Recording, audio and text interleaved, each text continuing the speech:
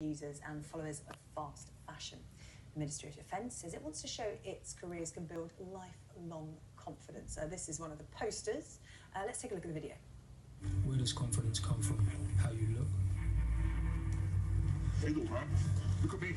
This could be you in just 6 weeks. Guarantee results fast. Quick hits? Yes, brother. You are coming out tonight. Belter. Just a quick treat for the Lord, my man. Oh, this is mad, man. You're feeling it. It's so good to see you. Fast fashion? What's up, my man? You already know what it is. And today, we're out busting some fresh heat. Take those dusty craps off your feet, man. Nah? Okay, this is the hottest drop of the year. Don't forget to subscribe. Instant likes? Come on, mate. Nearly there. Well, the new advert is said to appeal to the Love Island generation, and the poster you can see behind me there is a photo fit of several Love Island type bodies, the type you see on social media with a strapline. Confidence can be built for a summertime, or it can last a lifetime. Joining me now from Colchester, former senior non-commissioned army officer, recruiting consultant, Andy Chiaravella. Andy, good afternoon to you. Good afternoon. What do you think of this advert? Is this going to strike a chord with the Love Island generation? I think it will do. It follows on nicely from last year's campaign, which was Your Army Needs You. And the message that was put across there was no matter what people thought their weaknesses was, the Army actually seen it as their strengths. And this campaign worked. Now, this year, Army Confidence Lasts a Lifetime. I believe it's a follow-up reaching out to individuals to get the message out there that alongside a great career comes confidence building. Now, we're all too well aware that social media seems to dominate people's lives nowadays. Research is showing that many people can gain short-lived confidence boosts from social media. I believe this campaign is getting the message out there that not only can they have a great and confident career, but we can build on their confidence throughout. Now, these campaigns are clearly working with numbers up in applicants. And although last year's campaign was mocked, it was successful. Now, these snowflakes, gamers, phone zombies, and so forth are today's generation, and we cannot change that. But one thing we can do is work with them and boost their confidence throughout their career. And I've seen this firsthand with both of my sons who have joined recently in the last 6 months. Yeah, Andy, what appealed to them about joining the Army? Obviously, you're involved, you know a lot about it, so they've heard about it firsthand. But in terms of why did they want to get involved?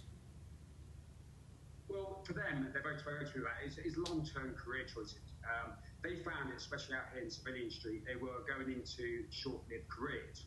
They wasn't getting support. Their confidence was pretty much struck. And this is from, obviously, the work they were in, and plus social media, and they're seeing all these things in social media. They needed to move away from that. Now, the biggest one for my final son who joined was confidence. And his confidence was pretty much smashed, not only from social media and these short jobs, but for the recruitment process last year where he was rejected several times. But Cameron's now in the armed forces. He's almost finished his phase 1 training. And the best thing is he gained best recruit throughout that tight net, and his confidence 100% better. What has this done for recruitment numbers? Obviously, you mentioned last year's campaign, and that really got numbers up. How many people actually make it through the process? What kind of process do they go through? How tough is it to join the British Army? Well, you've got to remember, I was in some 7 years ago doing the recruitment process, so I don't know what the situation is there now. I find from my final son who joined, it was the medical process on that side that delayed him getting in. It took him 3 years to get in. And I still believe firmly that it's a lack of human communication. He received many emails saying rejected, yet he didn't get to speak to a human being. So I feel if we sort of work on that area and actually get the people in and talk to them and do a bit more investigative work, then we can get more numbers in. Yeah, and how's his army experience been? Because obviously the British Army is modernising its PR effort to draw people in. It's moving with the times, appealing to this younger generation, you know, talking to them about their interests to entice them in. But once they're in the army, is it equipped to deal with young people nowadays? We talk a lot about mental health, particularly when it comes to men. Of course, there are women in the army as well. But with those kind of aspects, has the modern British Army evolved in that respect in terms of looking after its recruits? With the recruits, yes. Having spoken to my sons, have been looked after throughout the whole process. And I remember back in my day when going through training, it's pretty harsh, it's tough, but they have the support network there. And the best thing is there's a whole load of them together. It's camaraderie, teamwork. And if there's ever a problem, as my sons have encountered throughout their training, there's always someone to talk to. But both of them have pretty much got through their training and enjoying it thoroughly.